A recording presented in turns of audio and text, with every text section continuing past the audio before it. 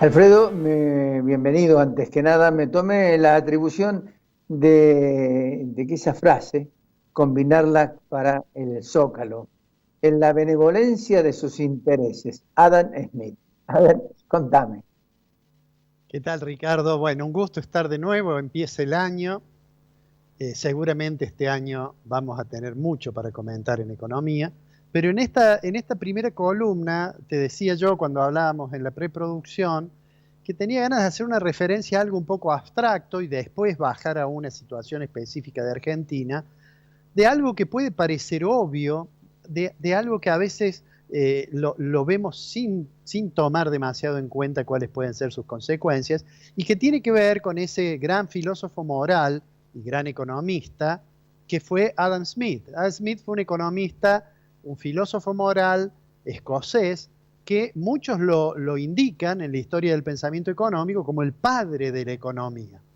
En realidad él escribió un libro que es muy famoso, es de los libros más famosos de economía, que se llama Investigación sobre la naturaleza y causa de la riqueza de las naciones.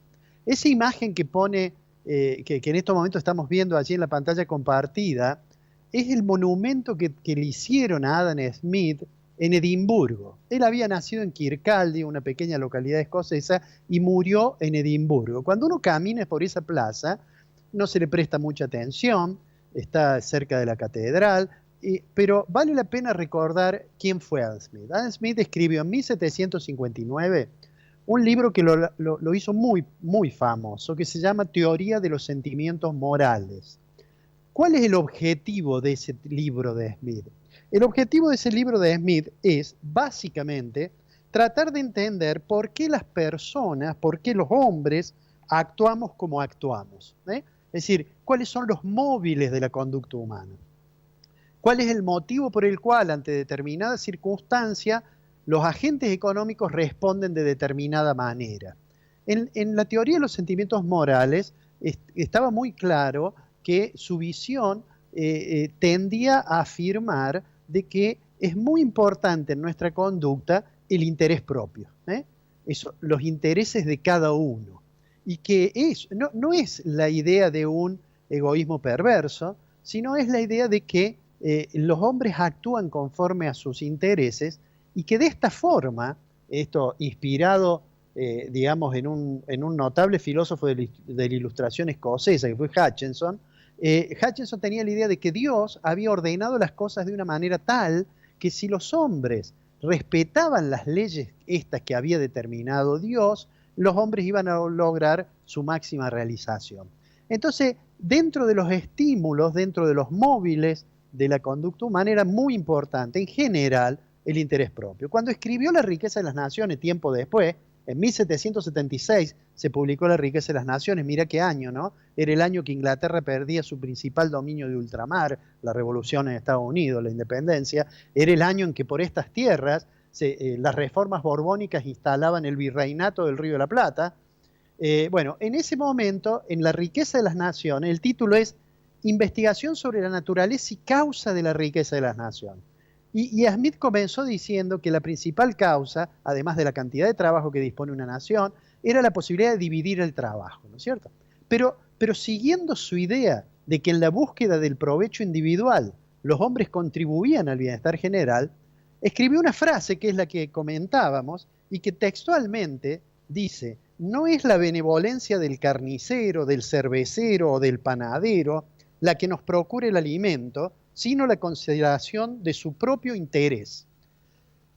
No invocamos sus sentimientos humanitarios, sino su egoísmo, ni les hablamos de nuestras necesidades, sino de sus ventajas. Bueno, además de eso, Smith, siguiendo su mirada filosófica, dijo, bueno, en realidad los hombres van a actuar como guiados por una mano invisible, y eso, digamos, se hizo muy famoso, aunque en La riqueza de las naciones no está dicho más de una vez lo de la mano invisible, pero lo concreto era la idea esta de que los mercados ajustaban perfectamente. Dejemos por un lado eso, que merece una discusión, pero que fue la idea que caracterizó a la escuela clásica inglesa y al liberalismo económico desde Smith, por lo menos, digamos, hasta el siglo XX, cuando Keynes escribió su teoría general en el 36. Pero yo quiero ir a otra cosa, no discutir si los mercados ajustan o no ajustan, sino remarcar esto que a veces, digamos, no lo tomamos en cuenta, y es que las decisiones en el capitalismo de los agentes económicos responden a determinados incentivos o a determinadas condiciones, a determinados, digamos, alguna forma en que la actividad es alentada o la actividad es desalentada. Entonces, cuando el Estado toma decisiones de política económica, debemos saber que cada decisión de política económica afecta a unos y a otros no, perjudica a alguno, beneficia a otro, bueno. Pero que entonces, cuando se diseña la política económica, hay que tener muy claro cuáles son los costos y cuáles son los beneficios. Es decir, a lo mejor hay un efecto inmediato que resulta conveniente para la política económica, pero a lo mejor después de un cierto plazo, cuando los agentes ajustan sus conductas, este efecto ya no es tan bueno o se transforma en un efecto negativo. Vamos a los ejemplos concretos. Ahora dejemos por un momento esta cuestión quizás demasiado abstracta y demos un ejemplo. Hace algunos días, el gobierno nacional decidió prohibir la exportación de maíz. Dijo, mire, vamos a prohibir la exportación de maíz porque nosotros queremos cuidar la mesa de los argentinos, porque si no va a faltar maíz, etcétera, etcétera. Esa decisión, que en mi opinión personal es la única razón que tiene, es que el gobierno se da cuenta que el tema inflacionario es muy difícil de controlar y entonces apela a esa medida. Digamos como una nota a pie de página, que el componente maíz dentro de los productos, del producto final, si uno mira el costo, seguramente, de distintos productos, seguramente el promedio va a estar en orden del 10%, o sea, no es tampoco tanto el efecto, pero probablemente logre, digamos, una tranquilidad en el corto plazo. Pero viene la otra cuestión, por más que el gobierno después flexibilizó eso y dijo, bueno, vamos a permitir que exporte 30.000 toneladas día. Bueno, si uno multiplica las 30.000 toneladas hasta marzo, que es cuando vamos a tener lo de la nueva cosecha, vamos a ver que obviamente es muy poco. Todo eso se asentó en un error, y es que el gobierno creía que había más o menos 3 millones o 4 millones de toneladas que todavía no habían sido vendidas, y que entonces temió que faltara, que hubiera problema de abastecimiento interno. En realidad después se analizó, las entidades acercaron su información, bueno, en realidad son como 8 millones de toneladas, o sea que se asentó, digamos, en un error. Pero lo que yo quiero insistir, y esto lo relaciono con la idea que los agentes actúan, digamos, según los estímulos y las señales, es que en el corto plazo a lo mejor puede servir para la inflación, pero el problema es que en el largo plazo desalienta que el productor, digamos, siembre maíz, perdón. Imagínate que el productor piensa, ¿qué me irá a pasar con esto? Y entonces a lo mejor decide volver a sembrar soja, si es que había decidido antes, el año pasado, sembrar maíz. Y vamos a volver al problema de la sojización, tan criticado por muchas personas, incluso del mismo gobierno. Entonces, a medida que los agentes van modificando su conducta, el efecto puede ser muy negativo. Y a mí me parece que ahí el gobierno no analiza adecuadamente. Se nos viene a la memoria lo que hizo Moreno cuando prohibió la exportación de carne. ¿Recordás que dijo, bueno, vamos a cuidar la mesa de los argentinos, no exportamos más carne? Bueno, lo que pasó fue que cayó el stock ganadero de una manera muy importante, aunque en el corto plazo a lo mejor el precio de la carne no aumentará tanto. Entonces, yo me preguntaba, digamos, si un rasgo tan obvio como este digamos, todos lo conocen, y yo no dudo que Martín Guzmán sabe que esta medida puede durar un tiempo y nada más, pero además instala fuera de lo económico el temor en los productores. Es decir, los productores, me parece que lo que más los pone nerviosos es que dice, uy, empezaron de nuevo y vaya a saber qué me van a hacer más adelante, y eso los retrae. Entonces dice, bueno, en realidad voy a comprar menos, voy a trabajar de manera que me cueste menos la tierra, menos abonos o menos plaguicidas, bueno, la pre-cosecha, la pre-siembra la voy a hacer al mínimo costo, etcétera, etcétera.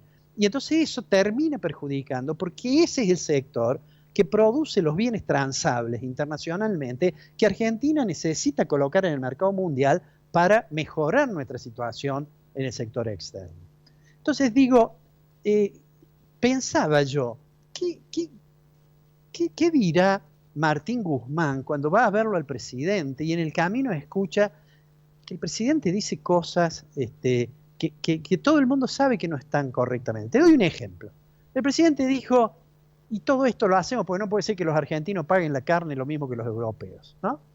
Entonces hoy yo pensaba, mientras esperaba que nos conectáramos con la gente del canal, digo, a ver, ¿cuánto cuesta un kilo de carne? Y te voy a dar un ejemplo, ¿cuánto cuesta el kilo de carne en Suiza? En Suiza, el kilo de carne cuesta, en promedio, por supuesto, los promedios tienen problemas, hoy me lo hacía notar un colega, pero en promedio, en Suiza, cuesta más o menos 50 francos suizos. El kilo. 50 francos suizos son 4.800 pesos el tipo de cambio del Banco Nación de hoy.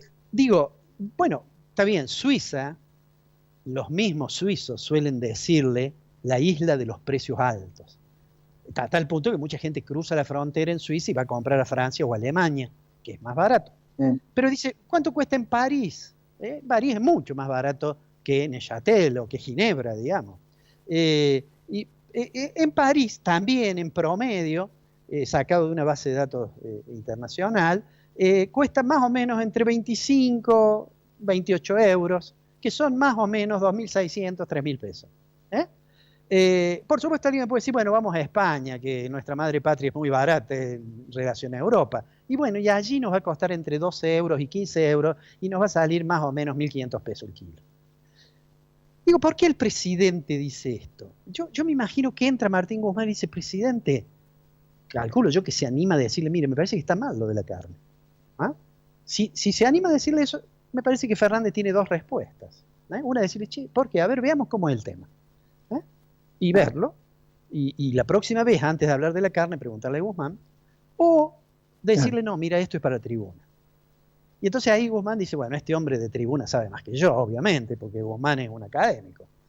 Y entonces digo, yo no estoy tan seguro que siempre sea necesario mentir para capitalizar, digamos, políticamente un gobierno. ¿Por qué? Porque eso dura poco y porque finalmente después termina perdiéndose credibilidad en los funcionarios más importantes, en los que nos gobiernan. Y hace mucho tiempo, otro gran economista, Keynes, que yo siempre digo, el más grande economista del siglo XX, nos hizo conocer dos cosas sobre el futuro. La primera, que el futuro es esencialmente incertidumbre, y ni que hablar ahora con el problema de pandemia que tenemos. Pero la segunda cosa es que, digamos, el futuro depende también de lo que los agentes económicos creen que va a ser el futuro. Si los empresarios creen de que va a haber un escenario económico, macroeconómico estable, interesante, van a estar más dispuestos a invertir. Si los agentes económicos creen que lo que viene es una crisis, se van a volver más austeros y eso va a profundizar la caída de esa crisis. Entonces vuelvo a insistir con esto y con esto termino diciendo lo siguiente. Sería bueno que de economía hable Guzmán, que de vacuna hable el ministro de Salud o a lo mejor la viceministra, y que el presidente se ocupe de lo que sabe, que es de política, para que pueda construir los consensos necesarios para que Argentina alguna vez pueda ir resolviendo de a poco nuestros graves problemas, la inflación, la vergonzante pobreza que tenemos, los problemas del sector externo, las expectativas sobre el tipo de cambio, etcétera, etcétera, etcétera. Puede ser que 2021 en eso nos traiga buenas noticias, Ricardo. Bueno, esperemos. De todas maneras, las incógnitas siguen estando. Y eso es lo más preocupante de todo. Alfredo, abrazo, nos encontramos la semana que viene. Un abrazo grande.